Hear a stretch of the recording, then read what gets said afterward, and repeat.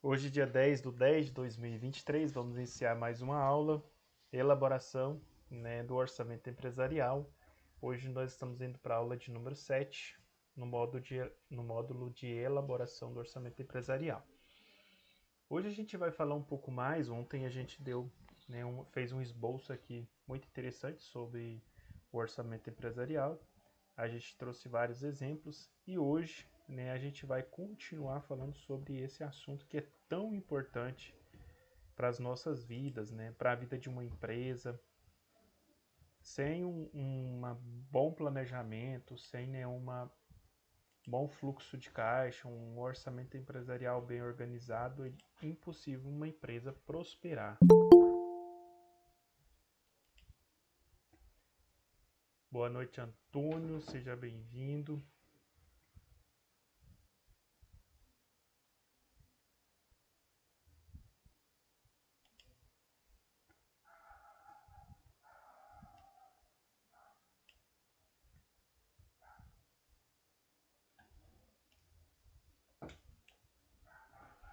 Bom, orçamento empresarial.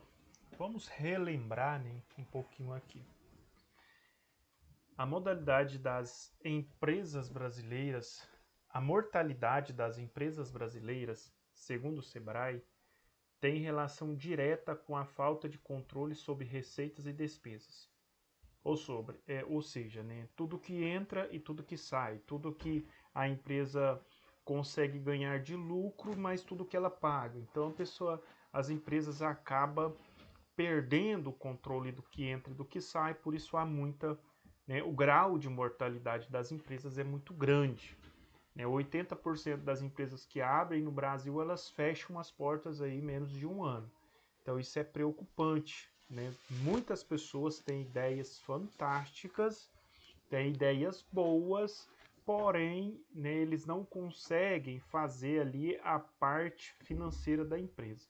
Eles não conseguem fazer a elaboração ali, administrar bem a parte financeira, onde a empresa acaba não conseguindo sobreviver, e acaba aí fechando as portas.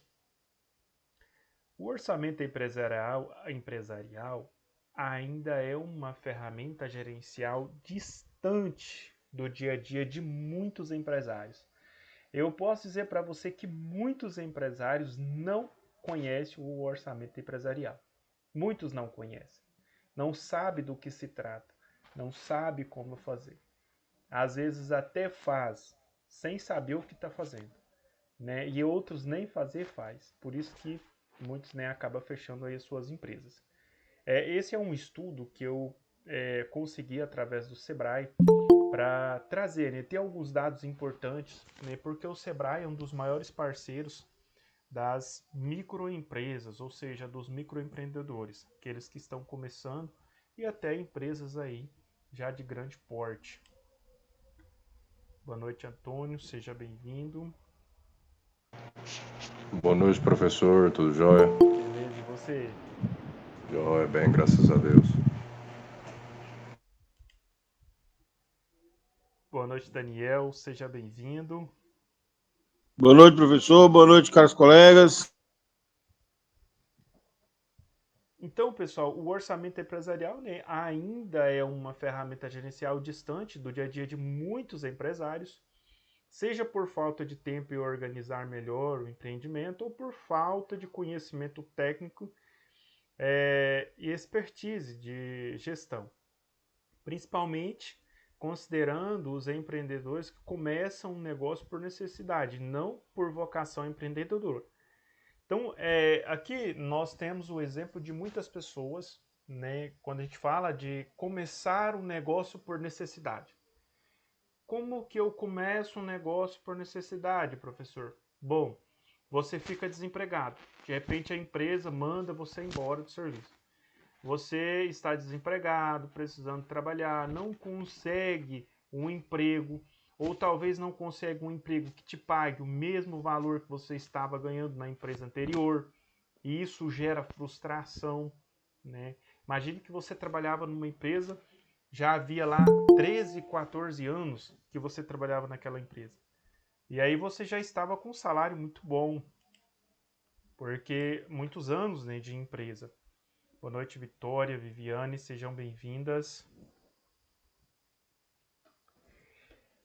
O que acontece? Quando a gente trabalha em uma empresa, a gente talvez entra ganhando ali R$ 1.700, mas aí como tem, né, um plano de carreira, a gente vai melhorando os nossos níveis de experiências, a gente vai crescendo dentro da empresa, o nosso salário vai melhorando. De repente, daqui 13 anos, você já está ganhando lá R$ 10.000 dentro da empresa.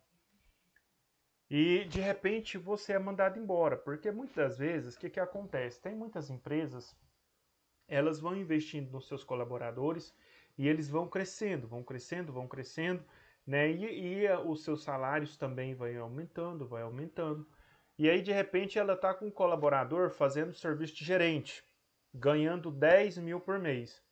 E aí ela quer enxugar o quadro de funcionário, ela quer reduzir custos, despesas. Ela vai lá contratar uma outra pessoa, ou então ela vai pegar um auxiliar, né, de produção e vai colocar lá como gerente para ganhar R$ 3.000. Então o anterior ganhava 10. Ela vai tirar o que estava ganhando 10 e vai colocar outro para ganhar 3. Então muitas empresas fazem essa jogada, né? A gente vê, eu já vi acontecer demais da conta isso daí.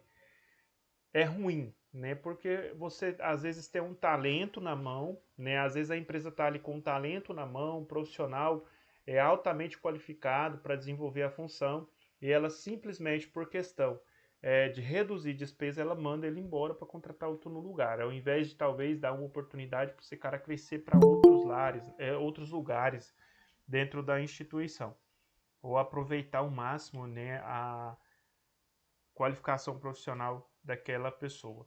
Mas muitas das vezes eles desprezam, né? Eles mandam embora. Boa noite, Vanessa, seja bem-vinda. Quando houve a fusão ali da Perdigão Sadia, houve também uma demissão em massa de muitos funcionários, principalmente dos maiores. Boa noite, José, seja bem-vindo. Houve demissão em massa, principalmente dos cargos, né, dos maiores cargos, gerentes, vice-diretores, supervisores, foi mandado embora assim de caminhãozada, né? Foi muita gente que foi mandada embora, exatamente porque a política da empresa mudou. Não, agora a gente tem que reduzir despesa. Então nós tínhamos lá gerente ganhando R$ 20.000, R$ 18.000, era gerente que já estava lá há 25 anos, 28 anos na instituição. Mandaram todo mundo embora, né? E aí eles pegavam aqueles supervisores que estavam na empresa ganhando R$ 3.000 e colocavam para assumir uma gerência. Então, conseguiu, na verdade, ali no quadro de funcionário, né, conseguiu reduzir quase R$ 1 milhão por mês. E a empresa continuou funcionando a todo vapor, continuou produzindo. É lógico que hora ou outra dá um probleminha que vai ter um pouco mais de dificuldade de resolver, porque aqueles profissionais que estavam ali já conhecia tudo, né? Se bem que os supervisores também acabam que conhecem a parte operacional também ali de cor salteado, mas querendo ou não, a empresa ela faz isso, muitas das vezes. E aí esse profissional, né, para ele ingressar em outra empresa, ganhando o mesmo salário que ele ganhava naquela empresa ali, que ele já trabalhava há muitos anos, é muito difícil, né? Imagina você sai de uma empresa ganhando um salário lá de R$ 18.000, R$ 20.000 por mês, e aí você vai ingressar noutra empresa para ganhar R$ 5.000, R$ 4.000 por mês. Aí você fala assim, cara, é frustrante, né? Eu saí do salário que eu tinha para começar tudo de novo, começar aqui do zero, por aí 5 mil. Muita gente não quer se rebaixar, não quer que o salário dele fica mais baixo. E aí o que que muitas pessoas fazem? Eu vou virar empreendedor, vou montar um negócio, vou começar a trabalhar e muitos dá até certo, né? Dá muito certo. Né? Tem muitas pessoas, tem um cara ali em Rio Verde mesmo que ele montou uma ferragista, ele trabalhava na Perdigão e aí ele saiu da Perdigão, montou uma ferragista e hoje é uma das maiores de Rio Verde. Então assim, o faturamento dele lá, eu acredito que deve passar dos 10 milhões por mês, né, pelo tamanho do negócio e pela rotatividade de mercadoria que ele faz. Então, deu muito certo, né? Mas tem muita gente que não consegue. Por quê que não consegue? Não tem vocação empreendedora, não tem um conhecimento empreendedor, não tem um conhecimento técnico das ferramentas de gestão, e aí eles sofrem, né, um bocado e acabam não conseguindo. Mas é importante a gente buscar conhecimento antes de montar um negócio, né? Às vezes a gente tem o conhecimento técnico da função ou da área de atuação da empresa que nós queremos. Por exemplo, a pessoa trabalhava com uma empresa de gesso, né? Trabalhou ali como gesseiro. Então ele era a pessoa que executava o serviço na obra. Então ele conhece quanto gasta, né, por metro quadrado, ele conhece qual é a melhor mercadoria, ele sabe fazer de tudo na parte técnica do negócio. Então ele fala, cara, eu vou montar o meu próprio negócio. Aí ele começa, né, ele sai da empresa, pega o dinheiro e começa um negócio dele. Começa ali a investir, começa a pegar alguns serviços e vai trabalhando e vai investindo. De repente, esse negócio começa a fluir, ele começa a pegar muitas obras, de repente já contrata um funcionário.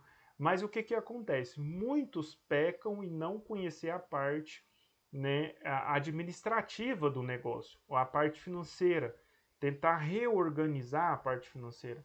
Tem alguns que dá a sorte da mulher conhecer. Às vezes o homem não conhece, mas a esposa já conhece, tem um conhecimento ali na parte financeira, ela consegue organizar as contas e ajuda, né, o esposo a crescer. Mas outros não têm o conhecimento e aí precisa sim, né, de buscar conhecimentos. Na minha cidade aqui tem um rapaz que ele é muito empreendedor. Ele montou um comércio. Eu acho engraçado nele é que ele não tinha conhecimento. O que, que ele fez? Ele foi para o YouTube, né, pesquisar vídeos que falavam sobre tributação, fluxo de caixa, orçamento empresarial, compra de mercadoria. Então ele começou a pesquisar tudo no YouTube, começou a estudar no YouTube as formas que ele podia fazer para que o comércio dele pudesse, né, aí crescer. E deu muito certo. Então é importante que, se a gente não tem esse conhecimento, a gente possa buscar. Quando uma empresa é aberta por necessidade, o quadro mais comum é a falta de elementos básicos da gestão, entre os quais se destaca, além da falta de controle orçamentária, a ausência de investimento em capacitação técnica e gerencial. Então, isso aqui faz com que essas empresas acabam não crescendo, né? Às vezes elas acabam fechando exatamente por essa falta de conhecimento administrativo. Por isso que é importante, né, a pessoa, se ele não tem o conhecimento, ele fazer ali um esforço e começar a buscar esse conhecimento. Aqui nós temos, né, a junção de controle financeiro e formação precária, em geral, resulta em dificuldades enfrentadas já no primeiro ano. Como aponta o Sebrae, a falta de clientes, de capital e de conhecimento sobre o negócio está entre os maiores obstáculos para quem está começando a empreender. Então, aqui nós temos falta de clientes, falta de capital e a falta de conhecimento. Às vezes a pessoa tem clientes, às vezes ele tem capital, mas ele não tem conhecimento. Vai dar errado. Às vezes ele tem um conhecimento, mas falta capital. Também não vai fluir. Às vezes ele tem conhecimento, tem capital, mas falta clientes. Também não vai dar certo. Então observe que precisa-se de uma junção. E ele precisa de quê? De cliente, capital e conhecimento. Ele tendo essas três coisas, ele vai muito além. Ele vai crescer, ele vai, né, a empresa vai se desdobrar, a empresa vai crescer. Mas se faltar um deles, né, automaticamente não vai bem o negócio. Pode ser que feche, pode ser que vai bem lentamente. Vamos lá. No entanto, não são apenas os empresários iniciantes que enfrentam dificuldades com gestão de suas finanças. É interessante que existem, né, empresas que já estão no mercado há muito tempo e que também têm dificuldade de lidar, né, com essa parte financeira. Ainda mais quando é empresa familiar. Empresa familiar pensa no negócio que dá trabalho. Né? Quem já trabalhou em empresa familiar aqui deve saber do que eu estou falando. Todo mundo pensa que é dono do negócio. Todo mundo pensa que é dono do dinheiro. Então, é complicado trabalhar com uma empresa familiar. Ainda mais quando o pessoal é meio assim, meio que cada um está querendo um pedaço ali da fatia, cada um quer um pedaço maior da fatia do bolo e fica aquele negócio, né, arrastando para um lado e para o outro. Às vezes a empresa já é uma multinacional, mas tem muitas dificuldades exatamente por conta dessas demandas existentes entre ali os proprietários dessa empresa. Empresa de herança, meu Deus, loucura. Os que já estão no mercado têm que lidar com imensas barreiras, principalmente no que se diz respeito ao controle do fluxo de caixa. Esse controle do fluxo de caixa a gente fala o tempo todo, né, gente? O tempo todo falando do controle de fluxo de caixa. Mas por quê? Porque o fluxo de caixa ele é uma ferramenta essencial para o crescimento da empresa. Então, o fluxo de caixa tem que ser muito bem feito, muito bem elaborado, né? Elaborado com muito cuidado, com muita cautela, e ele precisa bater no final. Né? As contas do fluxo de caixa precisam estar bem alinhadas, bem ajustadas. Porque uma vez que a pessoa que faz o fluxo de caixa, se ele não é uma pessoa atenciosa, não é uma pessoa detalhista, pode ser que dê errado. E aí, né, vai dar problema. Que mal gerenciado faz com que a empresa não consiga cumprir com os compromissos com fornecedores, funcionários, levando à inadimplência, principalmente em tempos de recessão. Então, observe só, né? Se o fluxo de caixa for mal gerenciado, o que vai acontecer? Um fluxo de caixa mal gerenciado vai fazer com que a empresa não consiga pagar seus fornecedores, não consiga pagar os seus funcionários, né, levando à inadimplência, principalmente em tempos de recessão. Então, o fluxo de caixa ele é muito importante para uma empresa. Diante de tantos obstáculos da rotina extremamente corrida, os gestores das empresas acabam deixando de atentar para métodos que até simples, mas que poderiam ser úteis para evitar problemas como capital de giro e lucratividade. Às vezes a pessoa trabalha tanto, né? Às vezes ele é um profissional tão comprometido com a empresa dele, às vezes ele trabalha dia e noite, ele está tão focado na parte técnica, que é a parte de execução das atividades, que ele esquece de olhar para o lado financeiro da empresa. Ele esquece de olhar para os relatórios financeiros da empresa. E às vezes ele só vai acordar que alguma coisa não está bem ou que está acontecendo alguma coisa errada ali, que ele está tomando prejuízo, ele só vai acordar para esses detalhes quando ele for pagar uma conta e não ter dinheiro no caixa. Ele vai dizer assim, mas puxa vida, eu trabalho tanto e não tenho dinheiro no caixa? O que está acontecendo? Aí ele vai atentar para os detalhes dos relatórios financeiros. E de repente ele está vendendo a mercadoria dele abaixo do preço de custo e não está nem percebendo. Às vezes ele não está nem tirando o dinheiro da mão de obra dele de execução do trabalho.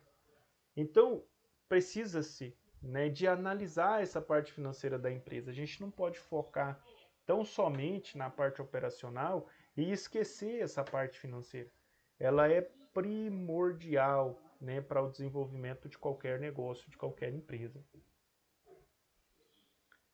E aí, por conta, né, desses obstáculos, dessas rotinas extremamente corridas, é onde a gente às vezes acaba não percebendo ou não observando os detalhes, né, de algo que deveria ser observado, certo? Veja como o controle mais eficiente do dinheiro que entra e que sai pode significar dias menos difíceis na empresa. Então, se a gente observarem essas contas de ativos e passivos, né, conta de entradas e saída, a gente vai ter mais facilidade de lidar com essas contas.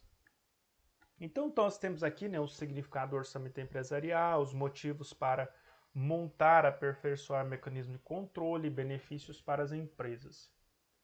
Nós falamos, né, o que é o orçamento empresarial.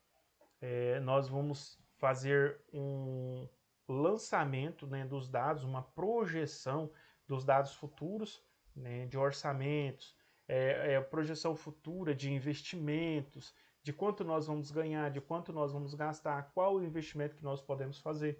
Então, quando a gente fala do orçamento empresarial, é exatamente isso. Eu vou analisar os dados que eu tenho do ano anterior, fazer uma projeção para o próximo ano. E aqui diz assim, em uma definição resumida, orçar as receitas e despesas de uma empresa significa projetar todas as entradas e saídas de recursos em prazos determinados.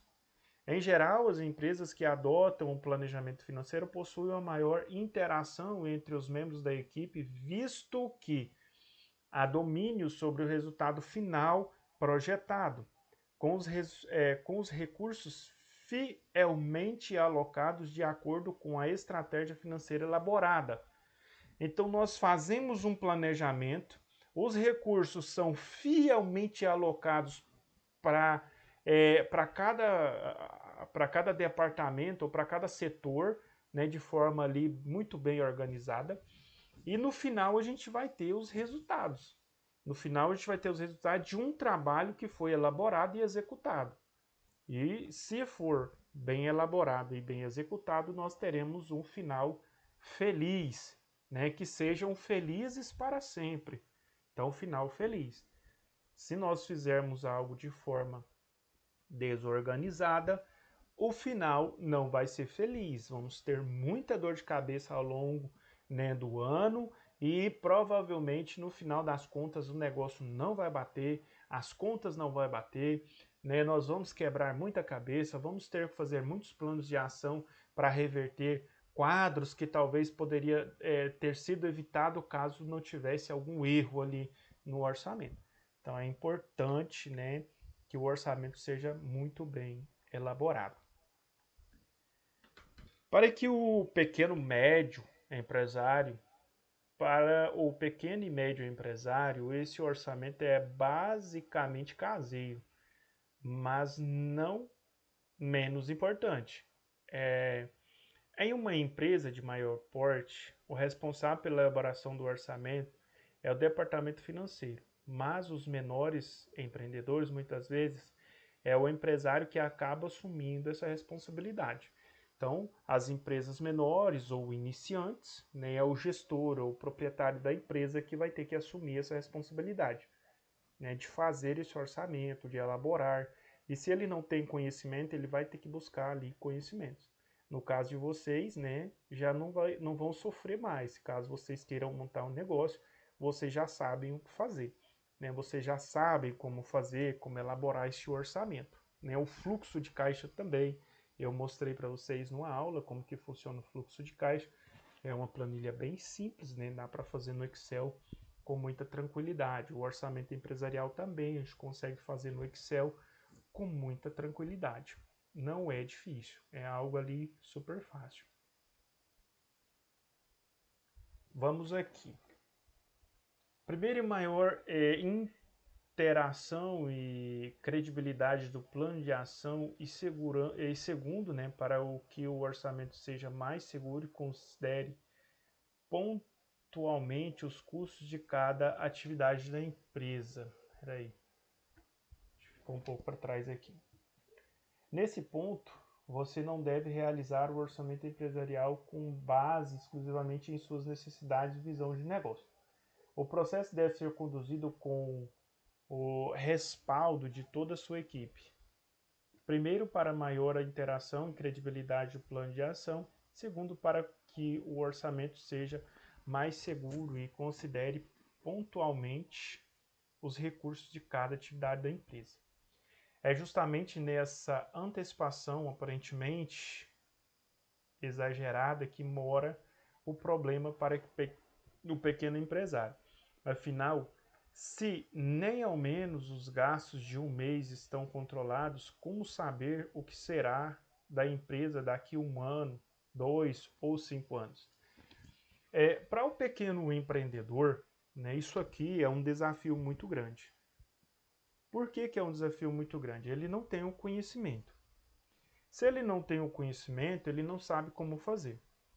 Se ele não sabe como fazer, fica difícil para ele, porque imagina só, se ele não sabe o que vai fazer do dinheiro da empresa daqui a 1 mês ou 2, imagina daqui a 1 ano, 2 anos, 3 anos. Imagina como será a vida desse empreendedor daqui 1 ano e 6 meses. Onde ele espera chegar, o que ele espera ganhar.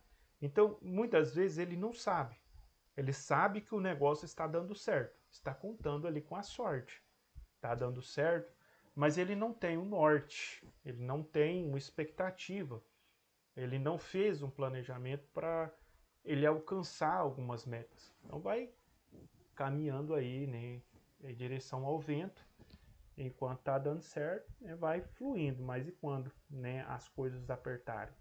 Qual que será a saída quando os dias ficarem difíceis? Porque ficam, para todo mundo fica. É difícil um empreendedor que fala assim, não, eu comecei um negócio, meu negócio bombou. Bombou e eu já, né, já cresci de um dia para o outro, em 3 meses eu já era uma multinacional. A gente sabe que existem empresas que, né, fluem muito rápido, mas é 1%, né, de todas as empresas que são abertas que vão ter essas vantagens de entrar no mercado e já serem muito bem sucedidas, né? Isso aí, geralmente, são empresas no ramo da tecnologia. Quando vocês podem observar, as tecnologias, elas mal chegam e elas já são muito bem aceitas, né, pelas pessoas. Mas empresas de tecnologia, geralmente, elas não vêm de pessoas, pequenos empreendedores. Né? Empresas de tecnologia, na verdade, elas vêm de pessoas que já têm um capital muito bom, já têm anos de estudo. Então não vem simplesmente de uma pessoa, às vezes ali, o cara acabou de sair da faculdade e já desenvolveu uma empresa de tecnologia. Acontece? Sim, mas é em níveis muito pequenos. 0,5%, né, vão entrar aí, das empresas que vão entrar com tecnologia que será aí iniciadas por pessoas que não têm, né, uma condição financeira muito boa. Então, o índice é muito pequeno.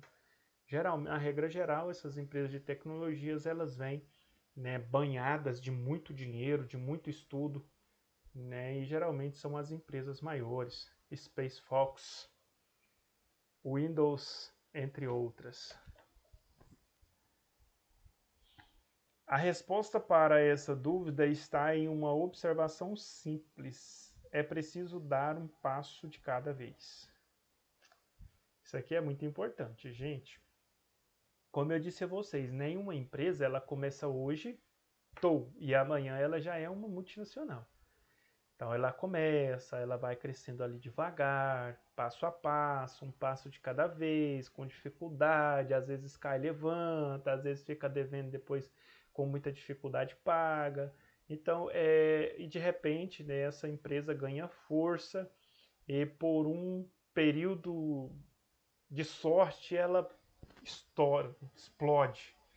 E aí ninguém segura mais, né? Mas até ela chegar nesse ponto, nesse nível de execução, é muito difícil. Passa por muitas dificuldades, sim. Vamos lá.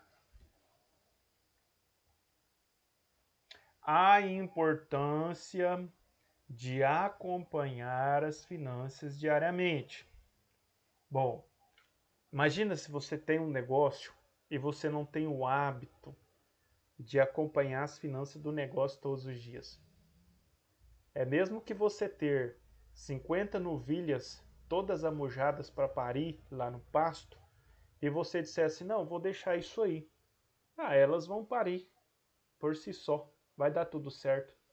Se você não acompanhar todos os dias, você vai perder 80% dos bezerros que nascerem. Todos eles vão morrer. Se você não acompanhar todos os dias, pelo menos umas 10% dessas vacas irão morrer, porque elas ficarão com infecção, ficarão doentes e irão morrer. No final das contas, você vai ter um prejuízo enorme. Na empresa não é diferente. Você precisa acompanhar todos os dias, porque se você não acompanhar, né, você vai deixar de pagar fornecedores, você vai deixar de comprar mercadorias, vai faltar funcionários, vai perder clientes por falta de atendimento. Então, são vários fatores importantes que a gente tem, né, que está de olho, principalmente a área financeira. A área financeira é primordial. O que, que eu tenho que pagar hoje? O que, que tem aí no meu fluxo de caixa, né, para ser pago hoje? Qual é a projeção de vendas? O que, que nós temos que fazer? Qual é a nossa meta do dia? Né? Então a gente tem que estar de olho na parte financeira da empresa, tem que acompanhar todos os dias. A nossa vida financeira também é diferente? Não, nós temos que acompanhar a nossa vida financeira. Quanto eu vou receber? Quanto eu tenho que pagar? Se a gente não anotar tudo que a gente compra, né, tudo que a gente tem que pagar, no final do mês o salário não dá. Então a gente tem que anotar, não, esse mês eu já gastei R$ 200. Não, esse mês eu já gastei R$ 400. Esse mês eu já gastei R$ 600, então eu não posso gastar mais, porque senão o salário não vai dar para pagar minhas contas. Então a gente precisa acompanhar isso diariamente para a gente não passar dificuldade. A empresa pode até não fazer nenhuma venda em um dia, mas dizer que não houve movimentação financeira é um grande erro. Aí eu vou perguntar para vocês, como que há uma movimentação financeira sem ter feito nenhuma venda no dia?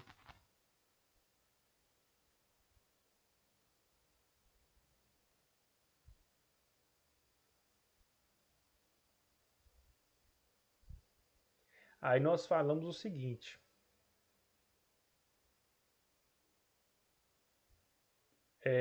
mas dizer que não houve nenhuma movimentação financeira é um grande erro. Existem indicadores macroeconômicos que fazem o seu negócio ganhar ou perder dinheiro sem nem mesmo você perceber, certo? Lembra que eu disse para vocês ontem sobre os mercados dos turcos? Que eles não fazem ajuste de preços nas suas mercadorias? E que muitas vezes você vai comprar dessas pessoas, os preços já estão defasados, né? Porque ele comprou um lote grande de mercadoria, ele colocou um valor e ele não fez mais ajuste de preço. Exatamente isso daqui, ó, né? Por que, que você tem que acompanhar todos os dias? Você fez uma compra de insumos. Digamos que você fez uma compra de mercadoria. Você comprou 10 caixas de sabão em pó. E você pagou em cada caixa R$ 10. E quando foi no dia seguinte, a caixa de sabão em pó começou a custar R$ 11. Então você comprou por 10, mas no dia seguinte já está custando 11. Se você não estiver atento a essa parte financeira do seu negócio, você vai vender pensando que ainda está custando 10. E quando você for comprar novamente, talvez já seja 12. Entenderam? Por que é importante? Se você comprou por 10 e no dia seguinte passou para 11, você já tem que calcular, né, o valor do aumento em cima do valor dessa mercadoria, porque quando você for comprar essa mercadoria novamente, pode ser que ela já seja 12. E aí, o que você vendeu, pelo valor que você vendeu, não vai dar nem para você repor o estoque de mercadoria. Entenderam? Porque é tão importante a gente ficar atento aqui a essa parte financeira da empresa. Ah, você trabalha com carros, você comprou 10 carros e pagou 100 mil em cada um. No dia que você pagou 100 mil em cada um, beleza. Quando foi no dia seguinte, esses carros começaram a custar 110 mil cada um. Se você fizer o preço de venda desses carros com o preço que você comprou, que seria os 100 mil, você vai vender ele ali por mais ou menos uns 140 mil. Mas aí o carro já foi para 110. Então, o preço do insumo ou do preço de custo da sua mercadoria já subiu 10 mil de um dia para o outro. Então, você tem que lançar esse valor sobre o preço de venda da mercadoria. Porque senão, depois, quando você terminar de vender essa mercadoria, você não consegue repor. E pode ser que até quando você terminar, essa mercadoria já esteja mais cara. Talvez seja lá uns 120 mil. Então, é importante a gente acompanhar todos os dias os valores, os preços, para a gente poder fazer esses ajustes no comércio, porque senão o comércio vai fechar as portas. Aqui nós temos outro exemplo, que é a cotação do dólar. Como vocês sabem, a maioria dos produtos brasileiros são cotados em dólar. O milho, a soja, o leite, a carne bovina e muitos dos derivados, né, dos produtos de soja.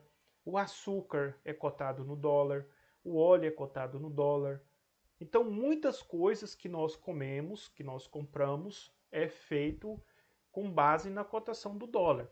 Se você comprou a mercadoria com base na cotação do dólar e o dólar aumentou, você tem que aumentar o preço da sua mercadoria, porque o dólar aumentou. É como se você colocasse dólares no seu comércio. Se o dólar subiu, tem que subir o preço da mercadoria. Senão, quando você for comprar novamente para repor, você não consegue. Porque você tinha lá 200 mil de mercadoria em dólar. O dólar subiu lá para 5,40 e você comprou, quando você comprou essa mercadoria era R$5. Então significa que subiu, aumentou 40 centavos, né, por cada por dólares. Então fica difícil, depois você não consegue repor a mercadoria. Não consegue. Então, se subir o dólar, tem que subir também o preço da mercadoria. Tudo que é cotado em dólar, você tem que estar atento. E a maioria das coisas no Brasil é feito em cima da cotação do dólar. Aí você fala, ah, professor, mas nós somos brasileiros e tem que comprar com cotação de dólar? Sim, porque os produtores, quando eles vão plantar, por exemplo, quando o produtor vai plantar o milho, de onde que vem o adubo que ele compra? Vem lá do exterior. Mas como que a gente compra esse adubo? Em dólar. Por isso que ele tem que vender a mercadoria dele em dólar. É porque os insumos que ele gasta, ele também compra em dólar. Então, se ele não vende também a mercadoria em preço de dólar, ele não consegue repor o preço da mercadoria dele. Entenderam por que, que o dólar é muito usado no Brasil? Porque boa parte das coisas que nós consumimos, os insumos vêm de fora, vêm de outros países. Então a gente precisa comprar isso em dólar.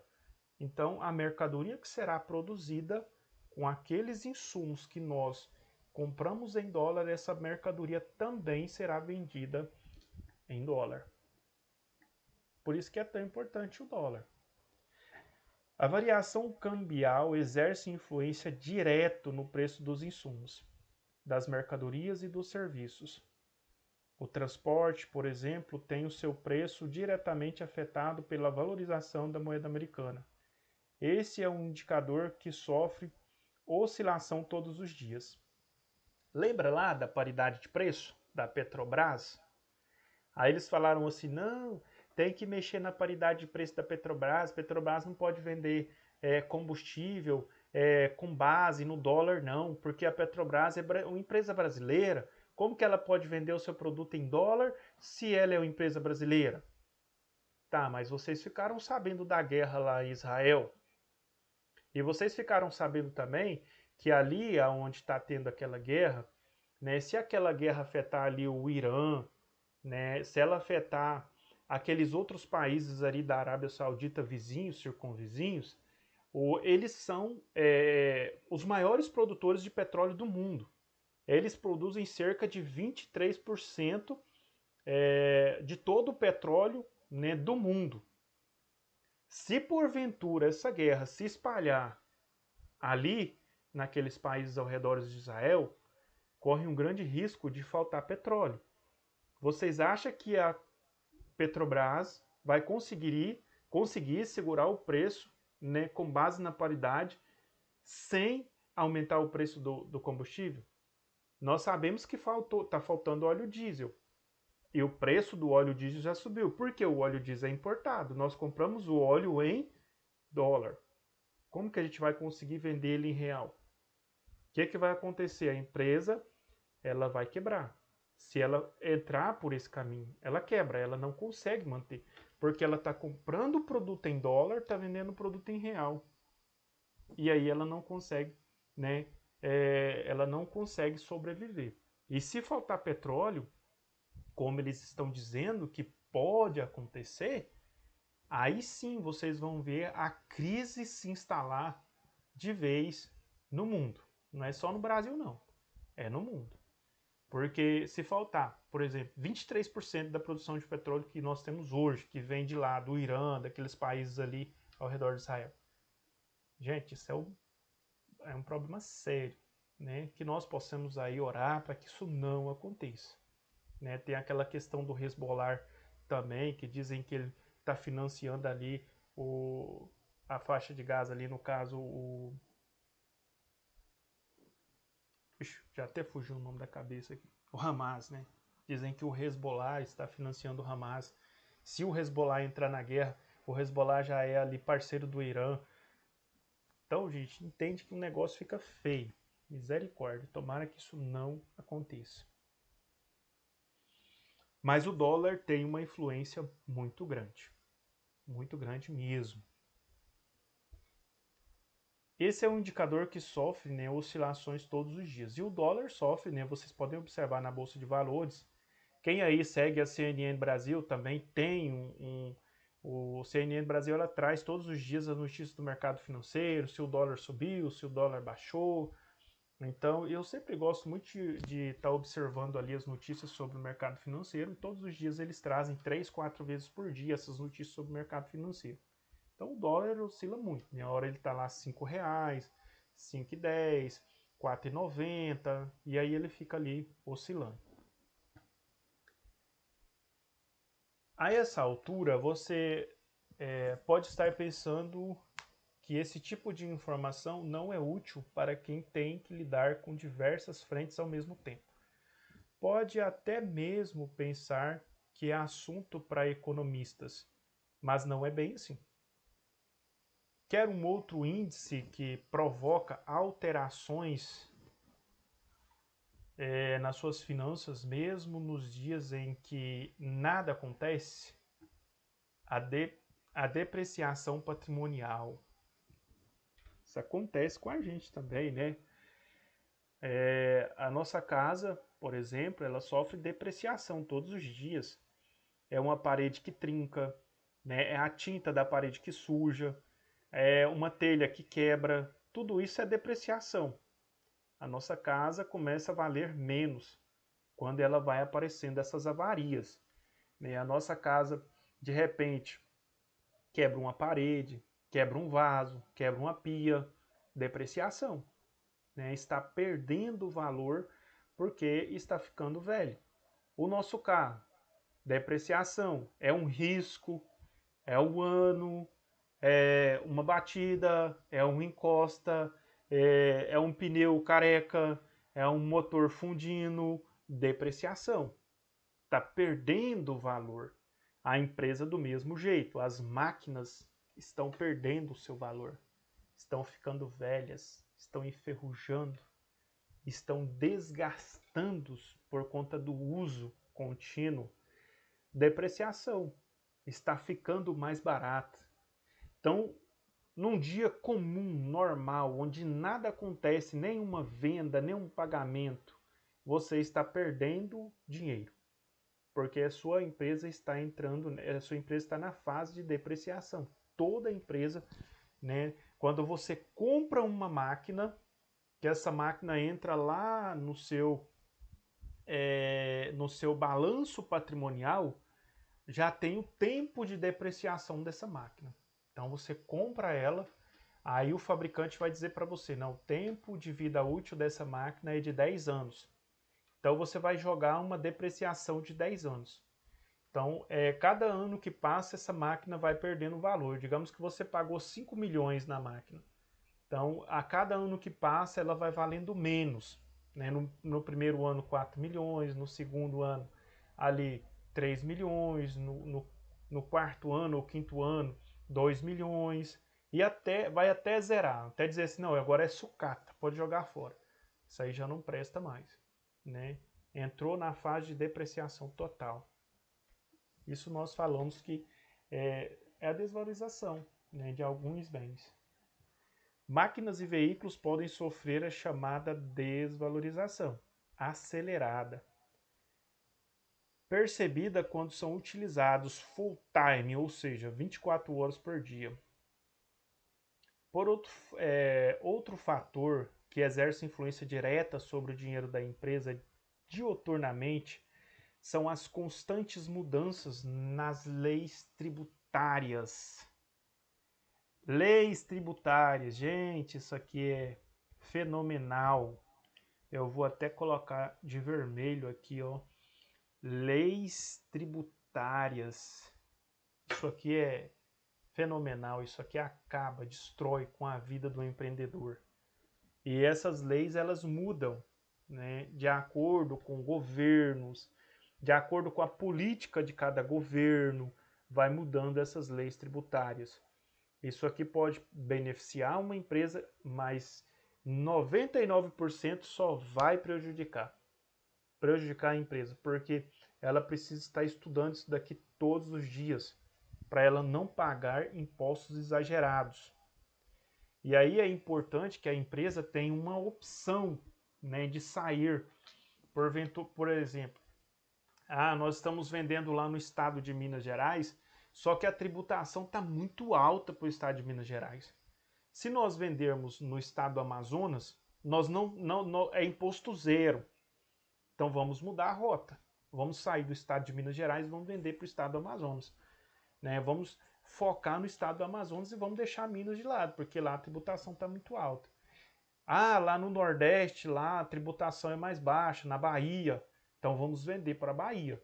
Então as grandes empresas, elas trabalham muito, né? Tem contadores que trabalham dia e noite exatamente para poder obter aí a melhor forma, né, de pagar aí os seus tributos. A forma de pagar mais barata, lógico, né, gente?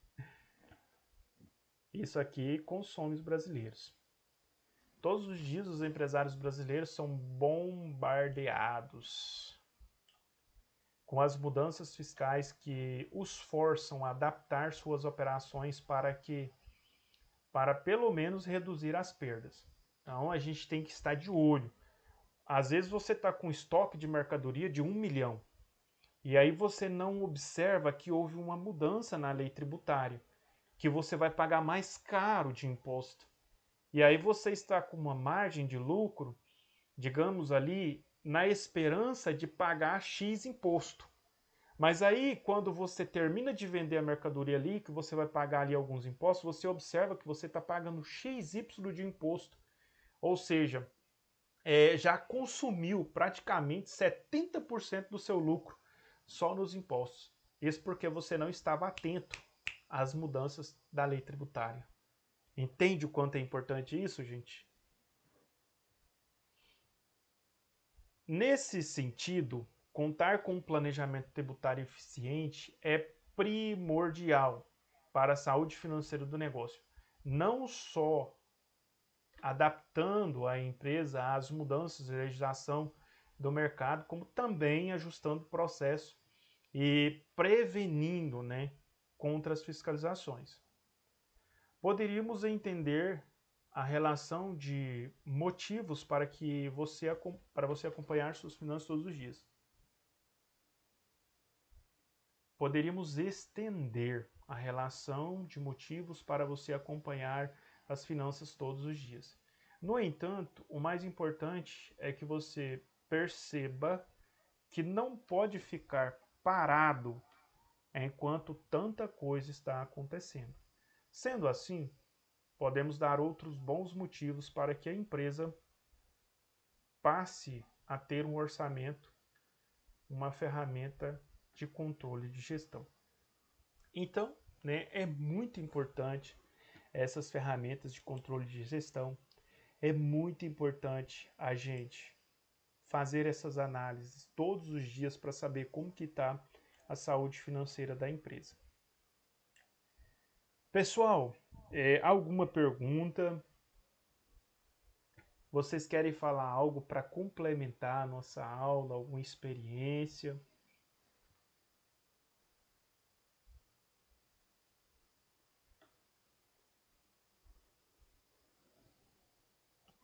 Para mim tá tranquilo, professor. Ótimo. Isso como algo natural. Professor, para mim também está tranquilo. Que não entendeu o outro, né? Bom, pessoal, então nós vamos dar uma pausa, né? Nós vamos parar por aqui hoje. Amanhã a gente já volta para a gente poder concluir esse estudo que nós estamos fazendo. Então, na nossa aula amanhã é quarta. Aí na quinta-feira é 12. Quinta-feira não haverá aula. É dia das crianças. E vocês estarão liberados, crianças. Meus queridos alunos, no dia 12, né, dia das crianças, é o nosso dia.